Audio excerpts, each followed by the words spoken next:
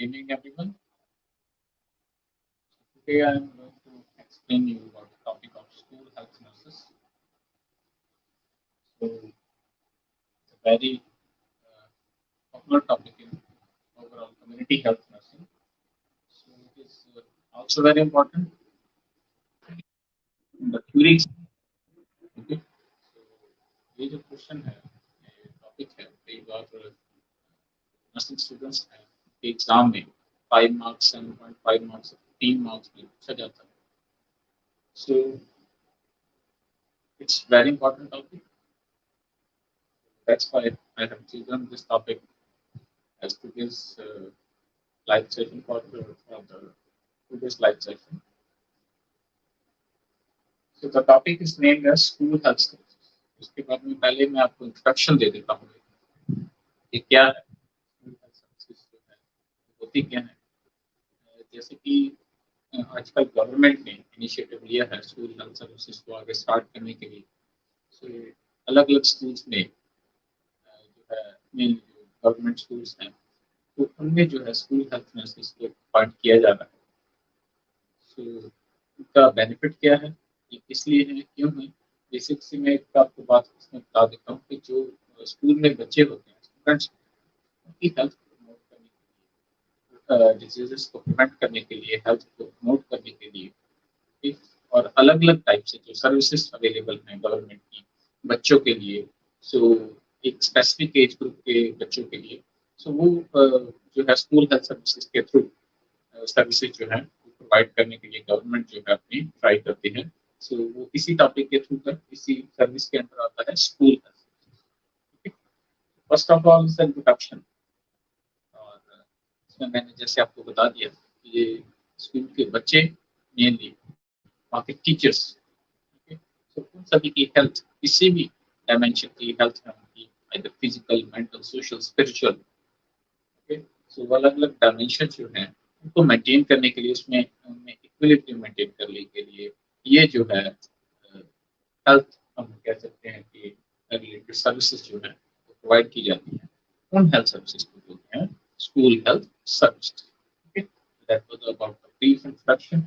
Next is the definition. So जैसे कि WHO की डेफिनेशन है that health is a state of complete physical, mental and social well-being of a person or absence of the disease or infirmity. ठीक है. सो इसमें जो है अगर मैंने आपको एक जो WHO की डेफिनेशन के बारे में बताया, जैसे मैंने इनमें कुछ वर्ड्स यूज किए, जैसे कि जो भी पर्सन है उसका WHO का ये मानना है कि अगर उसकी डायमेंशंस ठीक हैं, उसमें कोई भी डिजीज या इन्फर्मिटी जो है वो प्रेजेंस उसकी नहीं है, तो वो पर्सन को हम हेल्थी काउंट करते हैं. तो अगर इसमें हम स्कूल हेल्थ को जोड़ दें, ठीक है, या स्कूल हेल्थ के जो आगे टारगेट ग्रुप्स हैं अगर हम उनको जोड़ दें तो वो डेफिनेशन आगे चल के बन जाती है स्कूल हेल्थ सर्विस. जैसे कि it is defined as the service rendered to the need-based comprehensive services rendered to the people, teachers, and other personnel in the school to promote and protect their health, preventive control, uh, to prevent the diseases and control the various types of diseases and maintain their health. ठीक है. So मैंने आपको दो types बता दिए हैं. अगर हम WHO की डेफिनेशन है, अगर उसकी डायमेंशंस को लेके भी आगे डेफिनेशन बनाना चाहे तो वो भी बन सकती है.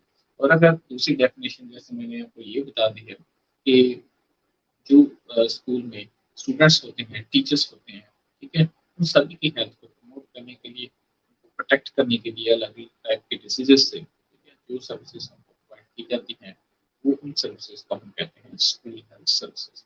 ये बहुत ही एक इम्पॉर्टेंट एस्पेक्ट है और बहुत इम्पॉर्टेंट सर्विसेज है. क्यों? क्योंकि उनकी ज़रूरत बहुत है, स्पेशली इंडिया जैसी कंट्री है जिसमें पॉपुलेशन बहुत ज़्यादा है, स्कूल में स्टूडेंट्स जो हैं. और दूसरा एक इंडिया में मेन जो फैक्टर्स इफेक्ट करते हैं जैसे कि कल्चरल फैक्टर हैं और सोशो इकोनॉमिक फैक्टर हैं.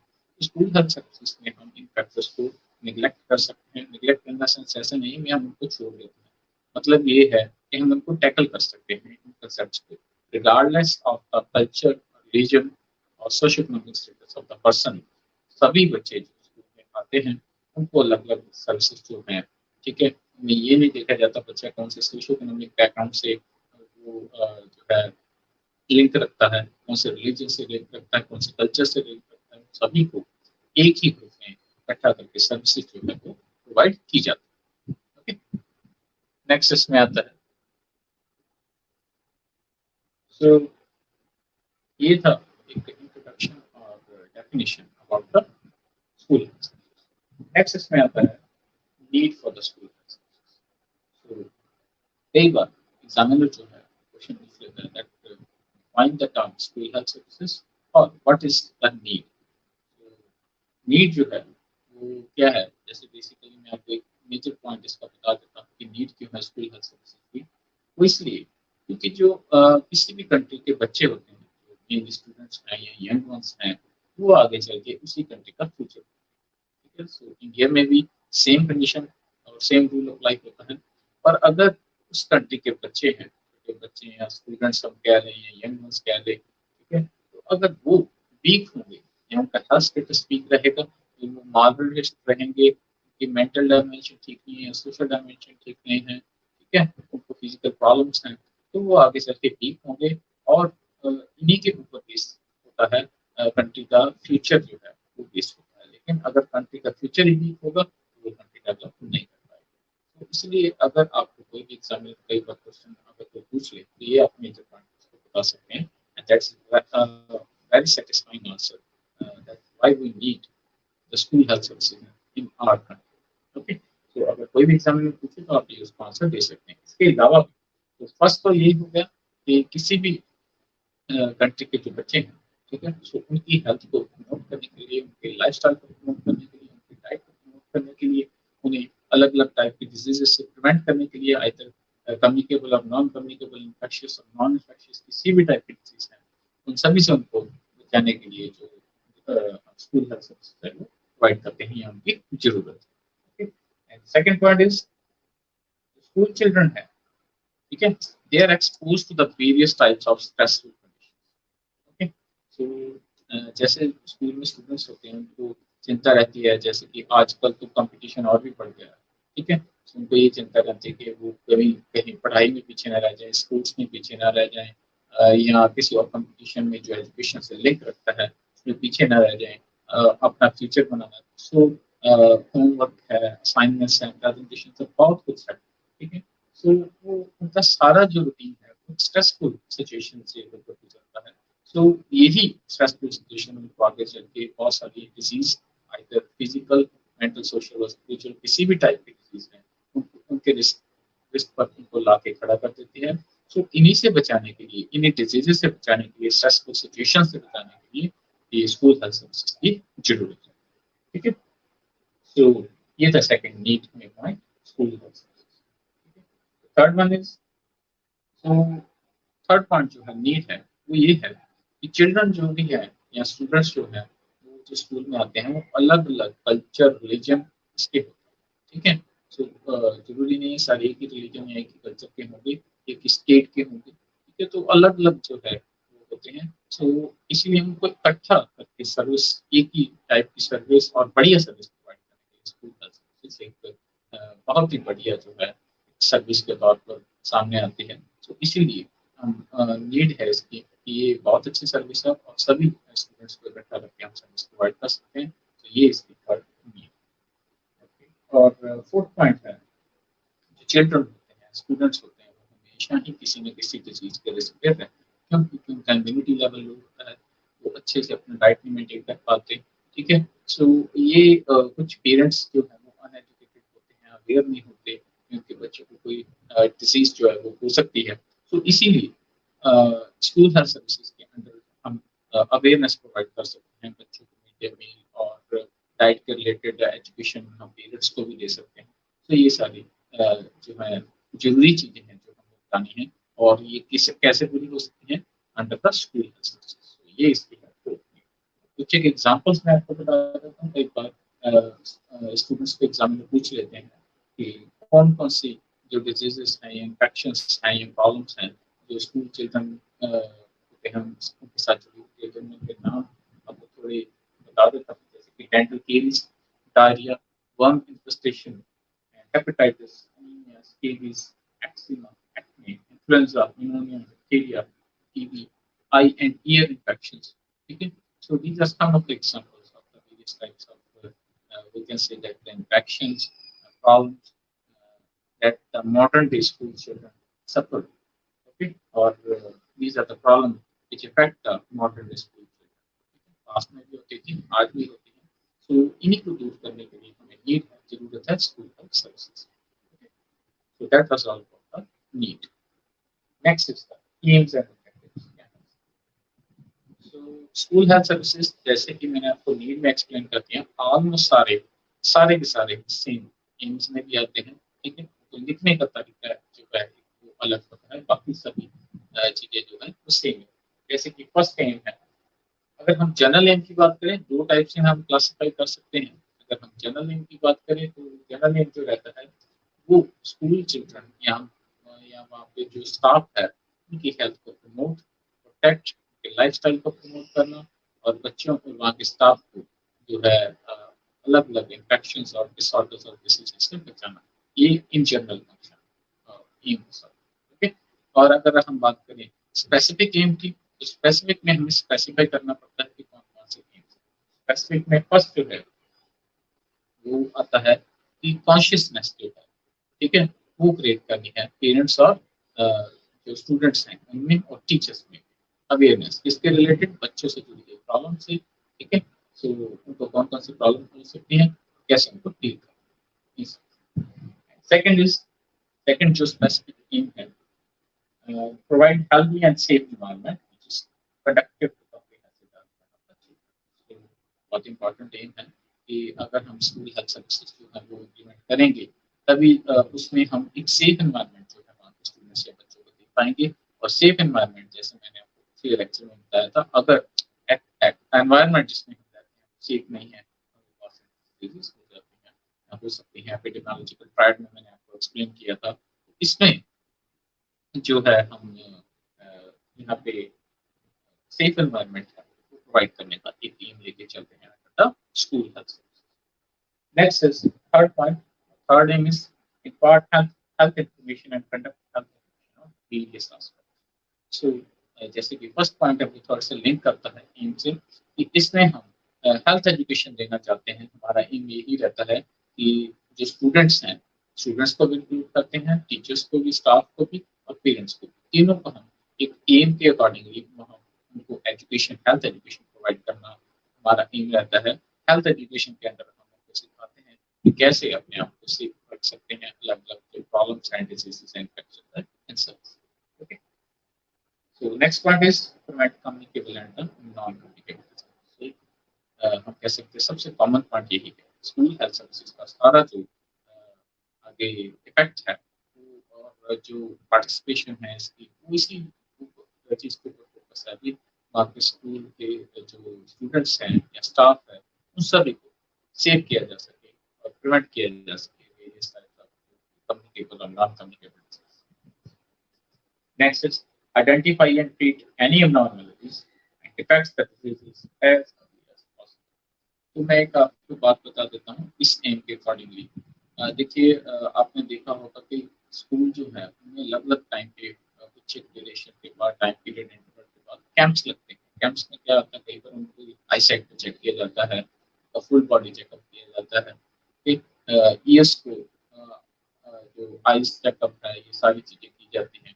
इसलिए की जाती हैं ताकि अलग अलग टाइप से जो डिफेक्ट्स हैं बच्चों में, अगर कोई पहले नहीं थे अब आने स्टार्ट हो गए हैं, तो उनको असेस करने के लिए, ठीक है, ताकि वो आगे चल के सीवियर कंडीशन में डेवलप ना हो जाए या चेंज ना हो जाए, उनको पहले असेसमेंट करने के लिए हम ये एक एम रखते हैं under the school health services. बच्चों में जो भी किसी टाइप के डिसऑर्डर्स हैं, डिफेक्ट्स जो हैं बनने स्टार्ट हुए हैं, उनको प्रायोरिटी बेसिस पे असेस करना ये हमारा एम रहता है, ताकि बच्चों को आगे चल के उनके जो भी ऐसे डिफेक्ट्स हैं या प्रॉब्लम सामने आएंगी उनको हम टैकल कर सकते हैं। Next is sixth thing is involve teachers, students, and their parents in management of health aspects of it. So under the school health services, हम जो टीचर्स हैं उनको फर्स्ट एड के बारे में एजुकेशन दे सकते हैं। अगर कोई बच्चा, स्टूडेंट जो है वो इंजर्ड हो जाते हैं, एक दूसरे को इंजर्ड कर देते हैं, फर्स्ट एड या बैंडेजिंग जो है वो उसमें जो डिसीजेज आते हैं वो कैसे करनी है, ओके, और फीवर जो है उसका हम ट्रीटमेंट कैसे कर सकते हैं एंड ऑल दैट, ठीक है। सो उसके बारे में हम पेरेंट्स को, टीचर्स को under the school health services से एक एम रखते हैं कि मैनेजमेंट के बारे में भी बताते हैं, कुछ माइनर जो डिसीजेस हैं, माइनर एलिमेंट से जुड़े हुए हैं, उनके बारे में हम एजुकेशन देने का हमारा एम जो है एक स्कूल हेल्थ सर्विसेज के अंडर रखते हैं। Last part is healthy teachers and children make constructive and productive use of co-curricular and extracurricular activities. तो इसमें एक ये एम यही रहता है कि अगर किसी स्कूल में स्टाफ या टीचर्स हेल्दी हैं, तभी वहाँ का एनवायरनमेंट हेल्दी रहेगा, तभी वहाँ के एनवायरनमेंट से जो बीमारियां हैं, डिसऑर्डर्स हैं, वो दूर रह सकते हैं। लेकिन अगर वहाँ का स्टाफ या स्टूडेंट्स बीमार रहेंगे किसी भी स्कूल के, तो वो आगे ग्रो नहीं कर पाएगा, वो स्कूल जो है वहाँ पे एजुकेशन जो है वो प्रॉपर नहीं मिल पाएगी, ठीक है। तो इसीलिए जो है हम एक एम के साथ चलते हैं कि वहाँ का स्टाफ और वहाँ के स्कूल के स्टूडेंट्स जो मेनली हैं उनको किसी भी तरीके के डिसऑर्डर और किसी भी टाइप के इन्फेक्शन और डिसीज से दूर रखा जाए। So that was the last aim और ऑब्जेक्टिव ऑफ स्कूल, ठीक। So that was all about the aim and next one is important question, कई बार इस टॉपिक के सब टॉपिक के टाइप में आता है, लेकिन एग्जाम में इम्पोर्टेंट बहुत अपनी एक जो जगह है इम्पोर्टेंट रखता है, that is about the components of school health services. School health services जो है उसके कंपोनेंट्स क्या है, ठीक। सो इसमें जो है हम अलग अलग तरीके से मैं आपको बता दूं थोड़ा सा कि कंपोनेंट्स हम किन को कह रहे हैं। कंपोनेंट्स वो होते हैं जिसके अंडर चलकर हम अलग अलग टाइप्स के सर्विसेज जो है क्लासिफिकेशन के अकॉर्डिंगली प्रोवाइड करते हैं। जैसे कि इसमें मैं आपको थोड़े से एक बार पहले नाम बता देता हूँ, क्लासिफिकेशन या टाइप्स बता देता हूँ कैसे हैं। जैसे कि हम कंपोनेंट्स को डिवाइड करते हैं। फर्स्ट है health promotive and protective services. So health promotive and protective services में क्या आ जाता है, होलसम स्कूल और safe environment, safe environment of the school first point इसमें आ जाता है। ये है health promotive and protective, health को प्रमोट और प्रोटेक्ट करने के लिए जो हम services as a component use करते हैं under the school health services, इसमें ओके। इसमें आ गया होलसम स्कूल, सेफ जो स्कूल एनवायरनमेंट है। Second, maintenance of the personal hygiene. Next, nutritional services, promotion of the mental health, health education, and last one is the immunization. So all of this is included under the health promotive and protective services.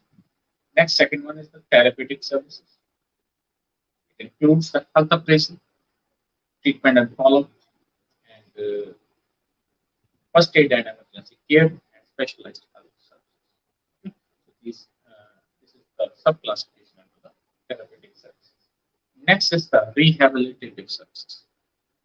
So rehabilitative, as we all know that the rehabilitation is somewhat about the persons who are handicapped, or we have to restore or nearly normal level जो हम functioning जो करते हैं उसमें success provide करते हैं nearly normal level की functions को रिस्टोर करने के लिए, तो वो वर्क होता है रिहैबिलिटेशन। इसमें होता है care of the handicap, last one is the school health records. तो ये रिहैबिलिटेशन सर्विसेज के अंदर हम ऐड करते हैं। तो इसमें फर्स्ट मैं एक्सप्लेन कर रहा हूँ health promotive and protective services के अंदर, that is the wholesome safe environment. School का जो एनवायरनमेंट है वो सेफ जो है हमें चाहिए, ठीक है। तो इसमें under the school health services हम ये कंपोनेंट को फर्स्ट प्रायोरिटी देते हैं।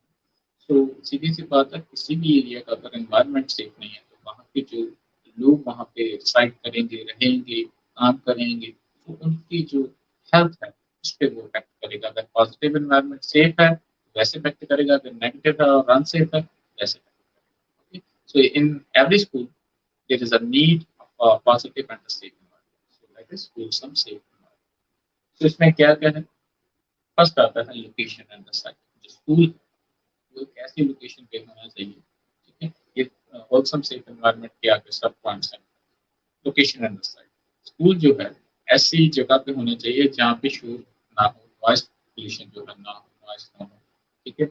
एक जो है हम कह सकते हैं कि शांत एरिया, पीसफुल एरिया वहाँ पे होना चाहिए। लेकिन मोस्टली जो ऐसे स्कूल्स हैं वो ऐसे बनाए जाते हैं कि थोड़ा सा शहर से बाहर हो गए, कॉलेजेस जो हैं शहर से बाहर हैं, या वहाँ पे बनाने चाहिए जहाँ पे ट्रांसपोर्ट अवेलेबल हो इजी, लेकिन वहाँ पे शोर शराबा इतना ना हो कि जो स्टूडेंट्स हैं वहाँ पे पढ़ने के लिए जा रहे हैं वहाँ पे हमेशा हॉर्न्स सुनाई दे रहे हैं, लोग हैं वो बातें कर रहे हैं, सो ऐसी बातें नहीं आनी चाहिए, पीसफुली नहीं होना चाहिए। लोकेशन एंड साइट जो है अच्छी होनी चाहिए, लोकेशन ऐसी हो कि इजीली अप्रोचेबल हो लेकिन पीसफुली। तो second is the building structure. So अगर हम कभी भी देखें तो जो प्रायोरिटी इसको दी जाती है, स्कूल की बिल्डिंग जो होनी चाहिए सिंगल स्टोरी बिल्डिंग होनी चाहिए मोस्टली। अगर बच्चे छोटे हैं तो अ, सिर्फ सिंगल स्टोरी बिल्डिंग हो ताकि बच्चे ऊपर फर्स्ट फ्लोर पे ना जा सकें, ताकि किसी टाइप की एक्सीडेंट और इंजरी का रिस्क ना रहे। सिंगल स्टोरी बिल्डिंग होनी चाहिए, क्रॉस वेंटिलेशन होनी चाहिए इसमें, and natural lighting and proper lightning, ventilation proper होना चाहिए, लाइटनिंग प्रॉपर होनी चाहिए। तो ये जो मैं आपको वर्ड्स बोल रहा हूँ बीएससी सेकेंड ईयर में एक टॉपिक है ये, light ventilation and all that, ठीक है। लाइटनिंग वेंटिलेशन ये सारे टॉपिक्स हैं कम्युनिटी में आप पढ़ते हैं, तो वो इसमें इंक्लूडेड है एनवायरमेंट।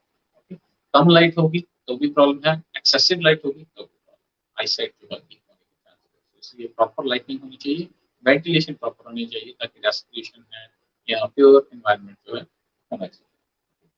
एंड एक जो रिकमेंडेशंस में से एक रिकमेंडेशन यही है कि जो डोर्स एंड विंडोज होते हैं, अगर क्लासरूम की अगर हम बात करें तो कैसे होने चाहिए, डोर्स एंड विंडोज का जो पार्ट है वो 25% होना चाहिए पूरी जो फ्लोर स्पेस है उसके अकॉर्डिंग, ताकि वेंटिलेशन और लाइटिंग जो है वो प्रॉपर हो सके। एक रिकमेंडेशन होती है under the school health services.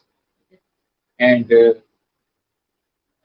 जो है नेक्स्ट आ गया व्हाइट वॉश होना चाहिए, कलर है वो व्हाइट वॉश होना चाहिए, क्योंकि व्हाइट कलर जो है किसी भी चीज की जो लाइटनिंग है उसको इंक्रीज करता है, और अगर इसकी जगह पे हम कोई और कलर यूज करेंगे तो वो लाइट को डिम कर देगा। और स्टूडेंट्स को नेचुरल लाइटनिंग चाहिए होती है, और व्हाइट वॉश हो प्रॉपर लाइटनिंग उनको स्टडी के लिए मिलेगी और आई साइट पे उनकी इफेक्ट नहीं होगी। तो इसी अकॉर्डिंगली हम होलसम सेफ एनवायरनमेंट को प्रोवाइड कर पाएंगे। Next sanitary and other facilities इसमें आ गए, एनवायरनमेंट सैनिटरी में आ जाएगा, टॉयलेट फैसिलिटीज होनी चाहिए और separate for the boys and the girls, they should be separate separate services, laboratory services होनी चाहिए, and one urinal for 60 students जो है रिकमेंडेशन के अकॉर्डिंगली रिकमेंड किया जाता है। And disposal of the waste water जो है वो भी होना चाहिए, जो खराब पानी है गंदा पानी उसका एक प्रॉपर डिस्पोजल होना चाहिए। ऐसा नहीं है कि जो पानी लीक कर रहा है कहीं से क्योंकि स्टेगनेंट वाटर ना हो, क्योंकि ऐसा होगा तो वो आगे चल के मलेरिया और वाटर बॉर्न डिजीज है वो रिजल्ट कर सकता है, तो ऐसा कुछ भी नहीं होना। कैंटीन एंड ईटिंग फैसिलिटीज है वो भी इसमें इंक्लूड किया जाता है।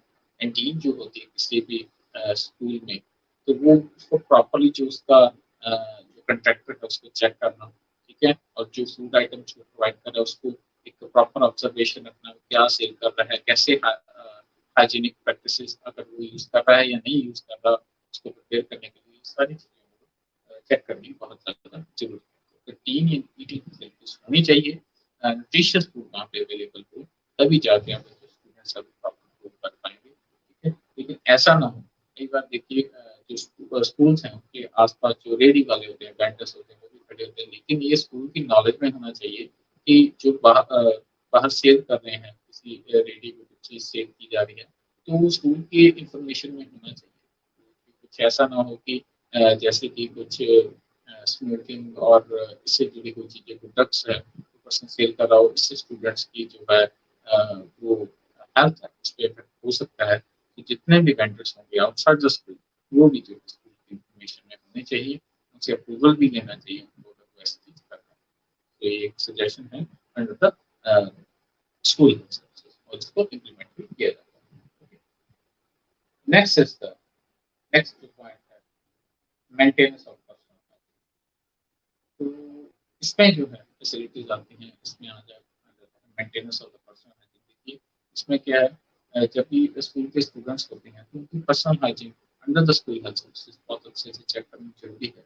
मेल स्टाफ हो, यदि उन्होंने बात जो है नहाए हैं या नहीं, ठीक है, ब्रश किया है या नहीं, अपनी बॉडी को क्लीन रखा, ठीक है, जो ड्रेस है वो प्रॉपर है या नहीं है, ये सारी चीजें चेक करनी जरूरी है। हैंड वॉश करते हैं नहीं, फेस वॉश करते हैं, ठीक है। क्यों? क्योंकि अगर पर्सनल हाइजीन मेंटेन नहीं है, तो that is the basic reason और the cause for the various types of infectious diseases.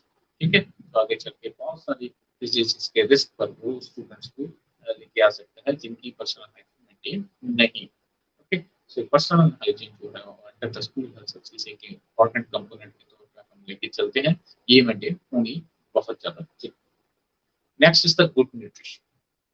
Okay, so that is very important aspect. Basic और सबसे इंपॉर्टेंट एस्पेक्ट में एक है गुड न्यूट्रिशन। इसके जरिए क्या है, हम पेरेंट्स को हेल्थ एजुकेशन दे सकते हैं कि वो न्यूट्रिशियस जो फूड है वो प्रिपेयर करके अपने बच्चों को दे। मिड डे मील प्रोग्राम को हम कर सकते हैं अंडर द गुड न्यूट्रिशन, जिसमें उनको बैलेंस डाइट के बारे में समझाया जा सकता है। पेरेंट्स को हम हेल्थ एजुकेशन अगर दे रहे हैं, इसमें proteins, vitamins, carbohydrates, fats, proper move क्या होनी चाहिए, कितनी मील्स लेने हैं, कैसे लेने हैं।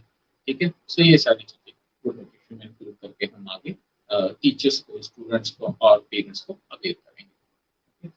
Next is the promotion of the mental health. Mental health क्या है, जैसे ही मैंने आपको एम्स में एक बताया था या नीड में बताया था कि आजकल जो स्टूडेंट्स हैं वो पहले भी और आजकल भी जो कंपटीशन में रहते हैं, स्ट्रेसफुल सिचुएशन के स्टूडेंट्स रहते हैं, डर रहता है रिजल्ट आना है या पढ़ना है, एग्जाम आने वाले, टेस्ट है। So each and every time they are in any type of stressful, they have to deal with any type of stressful situation. So उनकी मेंटल हेल्थ को प्रमोट करने के लिए स्कूल हेल्थ सर्विसेज में कुछ एक प्रोविजंस हैं, जैसे कि स्पोर्ट्स डे सेलिब्रेट करना। ठीक है, स्पोर्ट्स जो है बच्चे को मोटिवेट करना भी, पार्टिसिपेट करो। इनका फायदा क्या होता है, अगर मान लीजिए आप कॉन्टिन्यूशन में स्टडी करवा रहे हैं और बच्चों को रेस्ट नहीं मिल रही, रेस्ट नहीं मिल रही, या तो उनकी कंसंट्रेशन है वो टूट जाएगी या वो स्ट्रेस में जा सकते हैं। सो एक ब्रेक देने के लिए, माइंड को रिफ्रेश करने के लिए, हम मेंटल हेल्थ को प्रमोट करने के लिए स्पोर्ट्स या कुछ और क्रिएटिव एक्टिविटीज जैसे कि drawing, poetry competition, debate competition, ऐसी चीजें कर सकते हैं। कुछ और क्रिएटिव आइडियाज हम लेके मेंटल हेल्थ को प्रमोट कर सकते हैं। सो इसकी जो है, इससे क्या होगा आगे चल के मेंटल हेल्थ जो स्टूडेंट्स की वो प्रमोट होगी। Okay, and that will be a very beneficial aspect in the school health और इससे स्टूडेंट्स जो है हेल्थ है वो promote. Next part is the health education. तो हेल्थ एजुकेशन जो है, जैसे मैंने पहले बात की, हम किसको देंगे, स्टूडेंट्स को देंगे हेल्थ एजुकेशन। अगर बहुत छोटे हैं, वो समझ नहीं पा रहे, तो उनके पेरेंट्स को, स्टाफ को एजुकेट करेंगे। स्टाफ को क्या एजुकेट करेंगे, बच्चों को कैसे मैनेज करना है। ठीक है, कि डे टू डे एक्टिविटीज या उनका होमवर्क कैसे देना है, क्रिएटिव वर्क से कैसे लेना है। पेरेंट्स को डाइट के बारे में एजुकेट करेंगे, पर्सनल हाइजीन के बारे में एजुकेट करेंगे। थोड़े बड़े स्टूडेंट्स हैं उनको भी पर्सनल हाइजीन के बारे में और उससे जुड़ी हुई बेनिफिट्स के बारे में एजुकेट करेंगे। तो ये हेल्थ एजुकेशन देंगे ताकि उनको हम बहुत सारी communicable, non communicable, infectious, non infectious diseases से हम बचा सकते। नेक्स्ट आ जाता है जी पॉइंट जो है इम्यूनाइजेशन। कंपोनेंट्स जो है इम्यूनाइजेशन। इम्यूनाइजेशन जैसे हमको पता है 6 किलर डिजीज अगेंस्ट हम करते हैं टाइम टू टाइम कैंप्स लगा के। तो कैंप्स लगा के हम इम्यूनाइजेशन जो है जिन बच्चों का नहीं हुआ तो इम्यूनाइज करेंगे। पल्स पोलियो है जैसे उनके प्रोग्राम्स हम स्कूल में चला सकते हैं और इससे हम 6 किलर डिजीजेस को जो है आगे बच्चों को इफेक्ट होने से बचा सकते हैं। ठीक है, बच्चों को जो केसेस हैं उनमें, ठीक है, तो उनको हम प्रिवेंट कर सकते हैं अंडर द इम्यूनाइजेशन स्टेप्स जो है वो सर्विस है। तो ये भी जो है कंपोनेंट के तौर पे स्कूल हेल्थ सर्विसेज के अंडर प्रोवाइड की जाती है। आपने स्कूल्स में देखा होगा। ठीक है, that is also important. Next आता है थेरापेटिक सर्विसेज। थेरापेटिक सर्विसेज आगे हेल्थ अप्रेजल आ जाता है। हेल्थ अप्रेजल क्या है, मान लीजिए कि बच्चा कोई एडमिशन लेने आ रहा है, उसमें हम क्या करेंगे, हेल्थ अप्रेजल में क्या आ जाता है, बच्चे के एडमिशन के टाइम आजकल तो मैंडेटरी कर दिया गया कुछ जैसे कॉलेजेस में एडमिशन होते हैं उनका मेडिकल करवाया जाता है। आजकल स्कूल्स में भी स्टार्ट हो गया है क्योंकि जैसे डे बाई डे बढ़ती जा रही है। तो एक भी बच्चे को अगर मान लीजिए कोई किसी टाइप की कम्युनिकेबल किसी स्टूडेंट को डिजीज होगी तो वो आगे बाकी को रिस्क पे ला सकता है। कोरोना वायरस इन्फेक्शन जैसे कि अब चल रहा है, तो इसके टाइम में तो जैसे मान लीजिए आप देखते हैं कि अगर एक को कोरोना हुआ तो उसको फैमिली को भी टेस्ट किया जाता है। सेम वही जो रीजन है हम स्टूडेंट लाइफ पे भी इम्प्लीमेंट कर सकते हैं। तो उसको हेल्थ अप्रेजल के साथ जोड़ सकते हैं कि जब भी बच्चों के एडमिशन सेशन स्टार्ट होता है और वो फर्स्ट डे आते हैं, तो उससे पहले उनका एक एग्जामिनेशन, फिजिकल एग्जामिनेशन करवा लिया जाए, ताकि पता लग सके भी इनको किसी टाइप की कोई कम्युनिकेबल डिजीज या कोई और डिजीज तो नहीं है जिसके चलते वो आगे कहीं पर कर सके। और ना सिर्फ एडमिशन के टाइम बल्कि उसके बाद भी 3 महीने बाद, 4 महीने बाद, 6 महीने बाद और एक क्लास खत्म होने के बाद, जैसे 1 साल के बाद, ठीक है, तो हेल्थ अप्रेजल कर सकते हैं मेडिकल एग्जामिनेशन के बाद जाके बच्चे को ऑब्जर्व कर सकते हैं, फिजिकल एग्जामिनेशन हो सकता है। ओके, तो इससे हम क्या है, स्टूडेंट्स में देख सकते हैं कि वो प्रॉपरली जो है उनको किसी टाइप की कोई डिजीज तो नहीं है, अगर है तो उसका ट्रीटमेंट करवाना जरूरी है। तो नेक्स्ट आ जाता है ट्रीटमेंट एंड फॉलो। ठीक है, इसमें है जैसे कि किसी बच्चे को अगर प्रॉब्लम आ जाती है, कई बार स्कूल में स्टूडेंट्स होते हैं, फीवर हो जाता है किसी बच्चे को, कोई चक्कर आ जाते हैं बच्चे को, ऐसी प्रॉब्लम्स जो है माइनर एलिमेंट्स और मेजर कई बार डिजीज हो जाती है, उसमें ट्रीटमेंट सक्सेस और फॉलो अप जो है वो हम services under the school health services जो है उसको प्रोवाइड करते हैं।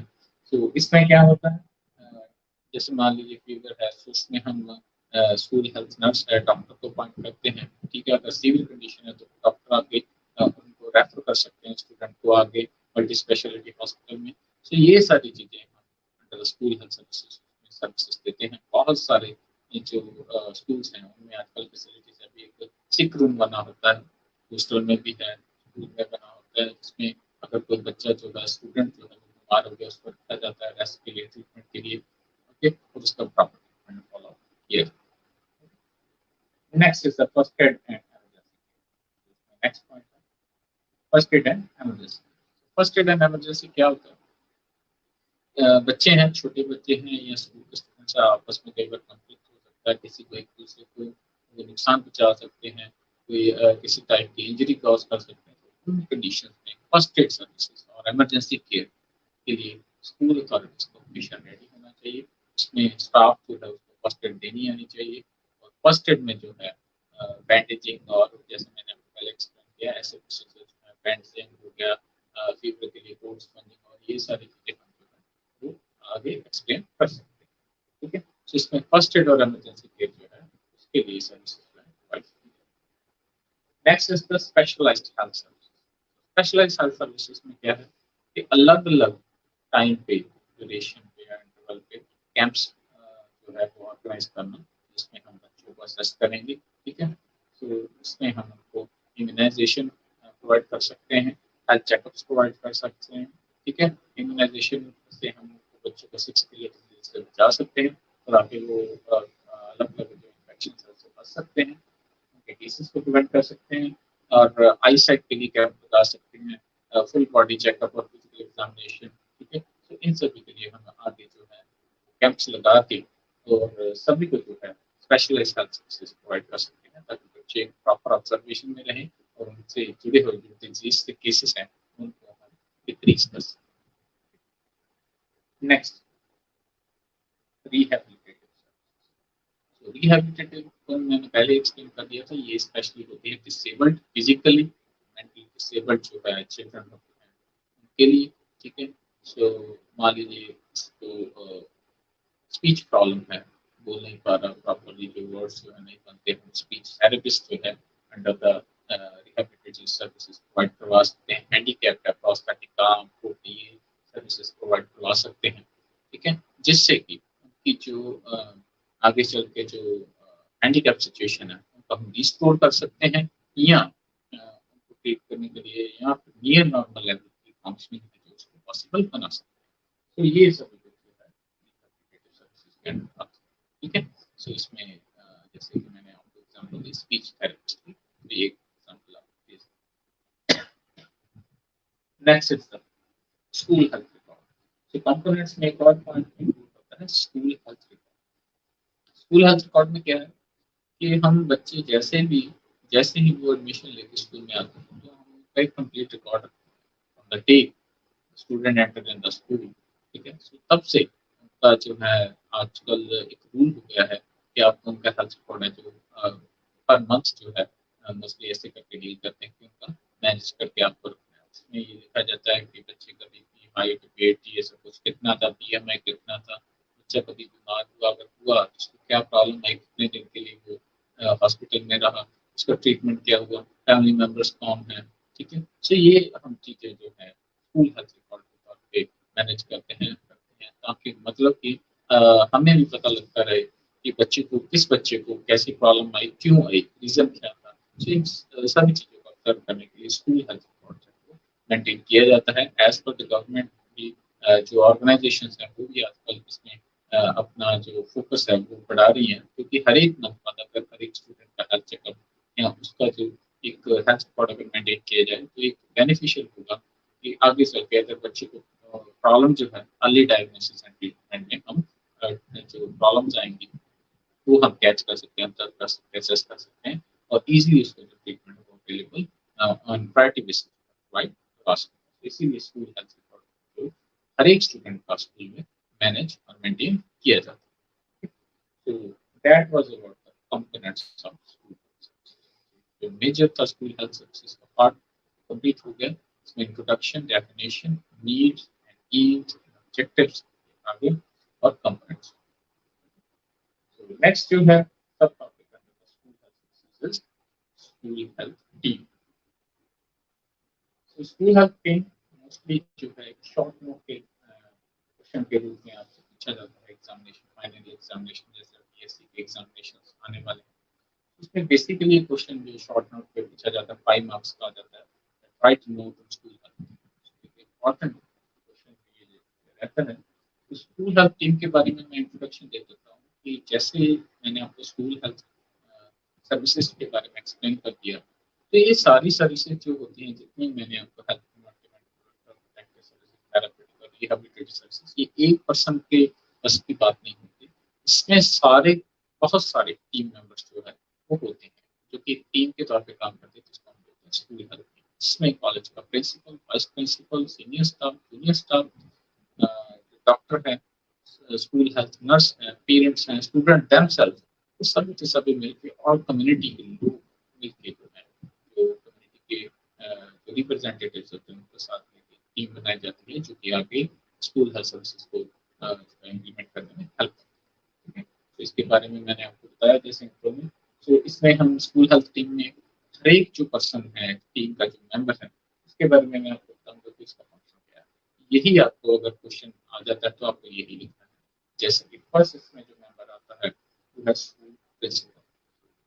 कॉमन जो हम कह सकते हैं कि जो फर्स्ट पर्सन है हेड ऑफ द इंस्टीट्यूट होता है, दैट इज प्रिंसिपल। मेन उसकी रिस्पॉन्सिबिलिटी होती है क्या, तो उसका जो है फर्स्ट फंक्शन जो है या फर्स्ट पार्टिसिपेशन उसका रहता है वो यही है कि स्कूल प्रिंसिपल जो है वो स्कूल हेल्थ सर्विसेज को प्रॉपरली इम्प्लीमेंट करवाए, जो स्कूल है उसमें प्रॉपरली इम्प्लीमेंट करवाए और एक हेल्थ कमेटी बनाए जो कि जिसमें अलग अलग मेंबर्स हो, वो प्रिंसिपल जो है खुद भी उसके मेंबर हों और आगे चल के स्कूल हेल्थ सर्विसेज को प्रायोरिटी बेसिस पे स्टूडेंट्स की हेल्प के लिए उनकी हेल्थ जो लेवल है स्टेटस उसको मैनेज करने के लिए जो है आगे जो है सर्विसेज को इम्प्लीमेंट करें और इंश्योर करें कि टीचर जो है वो ट्रेंड हो गए हैं या ट्रेंड हो रहे हैं जो स्कूल हेल्थ सर्विसेज के अंडर। तो उनका जो ट्रेनिंग है, ट्रेनिंग कैंप्स लगाने हैं या ट्रेनिंग उनको देनी है, तो ये प्रिंसिपल जो है उसका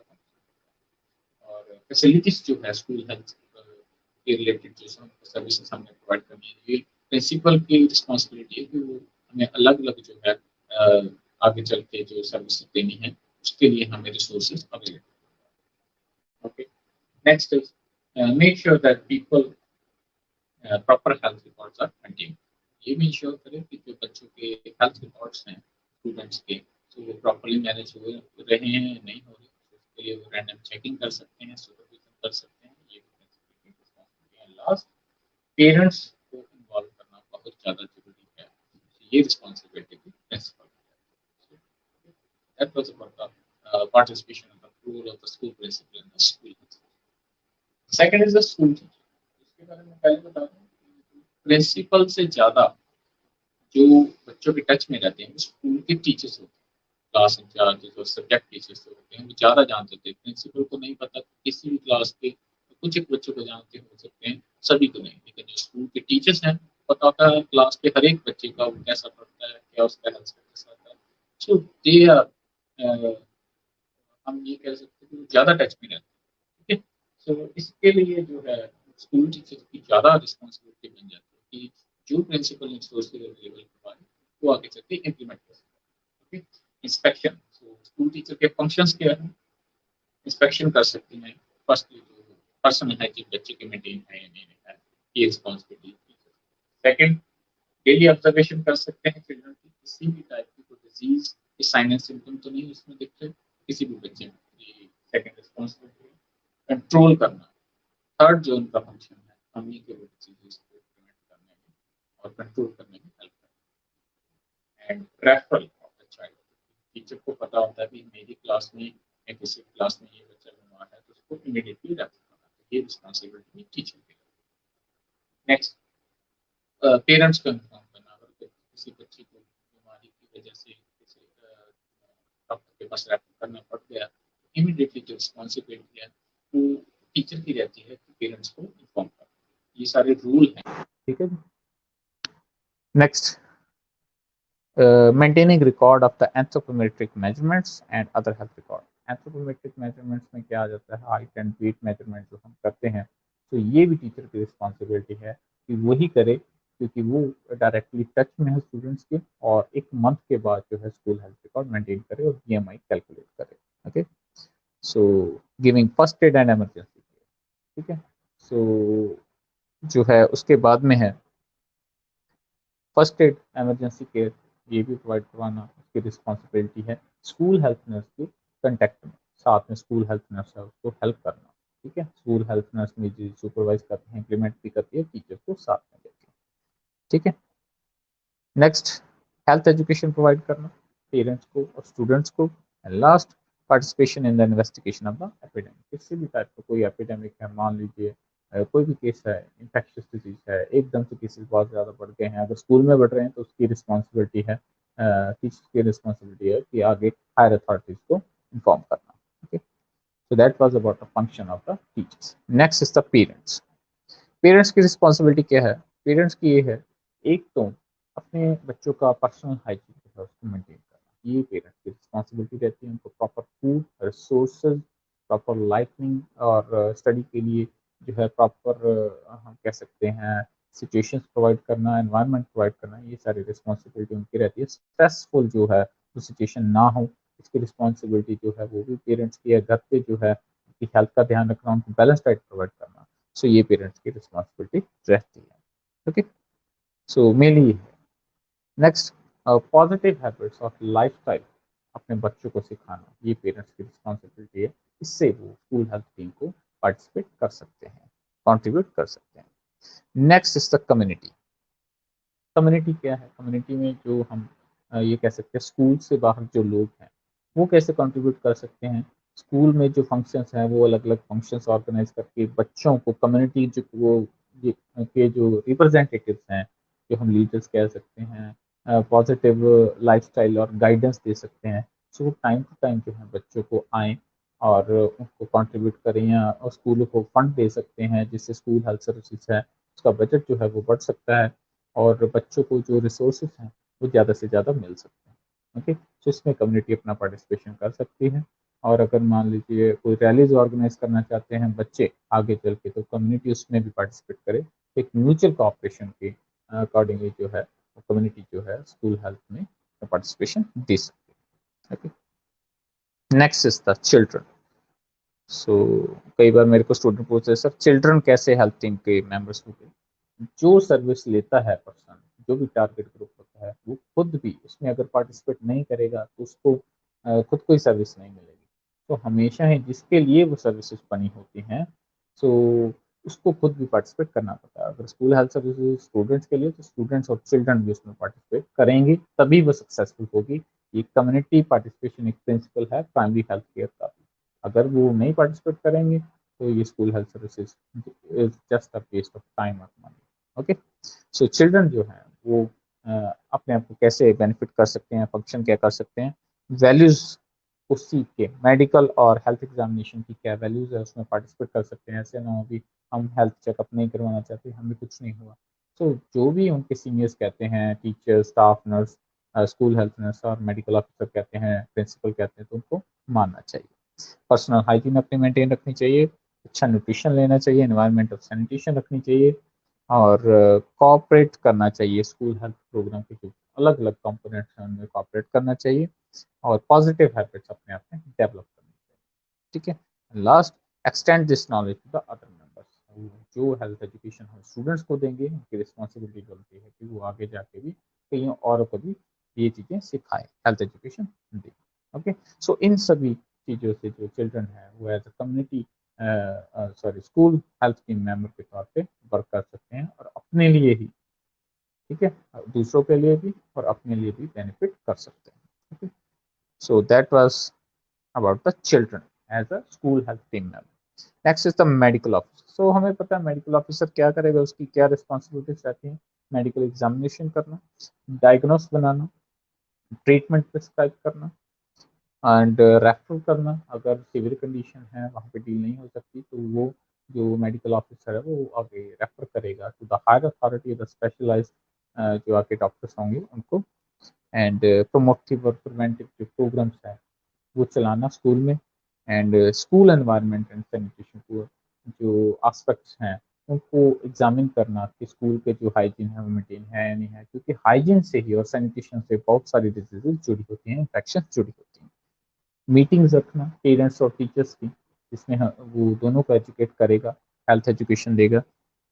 रिकॉर्ड रिपोर्ट जो है वो मेंटेन हुए कि नहीं हुए, हर एक स्टूडेंट का हेल्थ रिकॉर्ड जो है उस पर फोकस करेगा, एंड प्रोग्राम को एवेल्युएट करेगा कि स्कूल हेल्थ प्रोग्राम है जो सर्विसेज का प्रोग्राम चल रहा है तो प्रॉपरली उनसे बच्चे बेनिफिट ले रहे हैं या नहीं ले रहे। ठीक है, ये भी असेस करेगा। सो that was about the medical officer. Next is the school health nurse और द कम्युनिटी हेल्थ। ओके। सो जिसके बारे में हम लास्ट में बात कर रहे हैं, स्कूल हेल्थ नर्स। सो सारे के सारे कंपोनेंट्स जो हैं जुड़े हुए हैं, प्रिंसिपल के फंक्शंस, टीचर्स के, चिल्ड्रन के, मेडिकल ऑफिसर्स के, तो सारे के सारे के लिए स्कूल हेल्थ नर्स की रिस्पॉन्सिबल होती है। तो खुद के फंक्शंस हैं जिसमें वो अलग अलग आस्पेक्ट्स पे पार्टिसिपेट करती हैं, जैसे कि health promotion and specific protection में वो पार्टिसिपेट करेगी। बच्चों के हेल्थ को प्रमोट करना, स्पेसिफिक प्रोटेक्शन जैसे कि इम्यूनाइजेशन, खुद जाके बच्चों का इम्यूनाइजेशन करना, जिनको वैक्सीन की डोजेस नहीं मिली हैं वो बच्चों का पता लगाना, असेसमेंट करना, उनको बाद में उनको वैक्सीन जो है प्रोवाइड करना। इधर पल्स पोलियो है, पल्स पोलियो चलो 5 साल से हम छोटे बच्चों के लिए देते हैं, लेकिन इसके अलावा भी जो 6 किलर डिजीज में कोई वैक्सीनेशन आ जाती हैं, ठीक है, या कोई और भी डिजीजेज हैं जिनके रिस्क पे वो रहते हैं तो उनमें उनको हेल्प करना। ठीक है। सो ब्लैंड डाइट करें, बैलेंस डाइट जो है, ठीक है, वो जिसमें सारे के सारे माइक्रो और मैक्रो न्यूट्रिएंट्स प्रॉपर अमाउंट में होंगे उसके बारे में एजुकेशन आगे देना। ठीक है। सो बच्चों को प्रॉपर डाइट के लिए, पेरेंट्स को प्रॉपर डाइट के लिए एजुकेट करना, बच्चों को अपनी पर्सनल हाइजीन के बारे में बताना ताकि वो हेल्थ है उनका लाइफस्टाइल जो है वो प्रमोट हो सके। स्मोकिंग और अल्कोहलिज्म से बच्चों को दूर रखना, इसके बारे में एजुकेशन देना। सो इन्हीं सभी चीज़ों से वो बच्चों का जो हेल्थ स्टेटस है उसको प्रमोट कर सकती है और डिजीज को प्रिवेंट कर सकती है। सेकंड आ जाता है जिसमें फंक्शन करती है school health nurse, that is early diagnosis and treatment. So early diagnosis and treatment that is, we all know that कि इसको हम सेकेंडरी प्रिवेंशन में लेके चलते हैं। ठीक है। सो इसमें जो है स्कूल हेल्थ नर्स अपना पार्टिसिपेट कर सकती है, बच्चों को टाइम टू टाइम असेस करना, इसी में भी कोई भी साइन एंड सिम्टम अगर दिखे तो वो फटाफट उसको असेस करना कि भी किस डिजीज का, किस इन्फेक्शन का ये साइन एंड सिम्टम है, और साथ में अगर वो कोई कम्युनिकेबल डिजीज का है तो साथ में जितने भी ग्रुप में बच्चे हैं सभी को असेस करना और अर्ली उनका ट्रीटमेंट करके, ताकि कंडीशन है जो सीवियर में कन्वर्ट ना हो, so time to time refer भी करना। ठीक है। सो ये सारी चीज़ें, उनको ट्रीटमेंट प्रोवाइड करना, फर्स्ट एड प्रोवाइड करना, एमरजेंसी केयर देना, ये सारे के सारे आ जाते हैं early diagnosis and treatment. Okay. Complications next आ जाता है जो नर्स का फंक्शन है, उसमें आ जाता है prevention of the complication and rehabilitation, that is the tertiary level. So complications क्या हो सकते हैं, मैंने आपको पहले बताया, कोई अलग अलग टाइप से इल हेल्थ प्रॉब्लम्स हैं या अनहेल्दी हो कोई पर्सन, ठीक है, सो उन्हें अलग अलग हमें कोई प्रॉब्लम दिखाई दे रही है तो नर्स की रिस्पॉन्सिबिलिटी बनती है कि उनको टैकल करे, डील करे और ट्रीट करे। रिहैबिलिटेटिव सर्विसेज है, उसमें जो हेल्थ है उसको रिस्टोर करने के लिए, नॉर्मल और नियर नॉर्मल लेवल की फंक्शनिंग को बनाने के लिए जो भी उसको सर्विसेज देनी पड़े वो प्रोवाइड करने का जो काम है, फंक्शन है, वो स्कूल हेल्थ नर्स है। Okay, so that was all about the school health nurse. Okay, and that was all about the school health team. Okay, so इसके साथ ही हमारा आज का टॉपिक है जो स्कूल हेल्थ सर्विसेज, ये कंप्लीट होता है। इसमें मैंने आपको definition, introduction, definition, need, objectives, component और स्कूल हेल्थ टीम के बारे में कंप्लीट बता दिया। अगर आपके कोई क्वेश्चंस हैं वो आप बता सकते हैं, पूछ सकते हैं। सो एक क्वेश्चन पूछा है यहाँ पे, कैन वी इंक्लूड इंजरीज और एक्सीडेंट्स इन द प्रॉब्लम्स?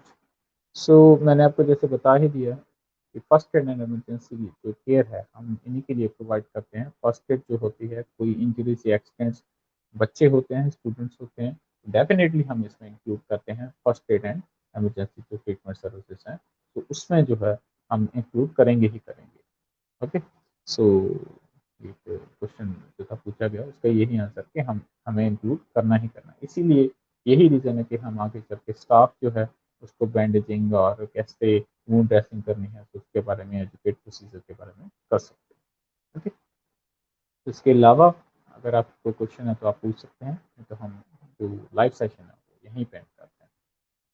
अगर कोई क्वेश्चन आपके हैं तो प्लीज़ यू कैन आस्क।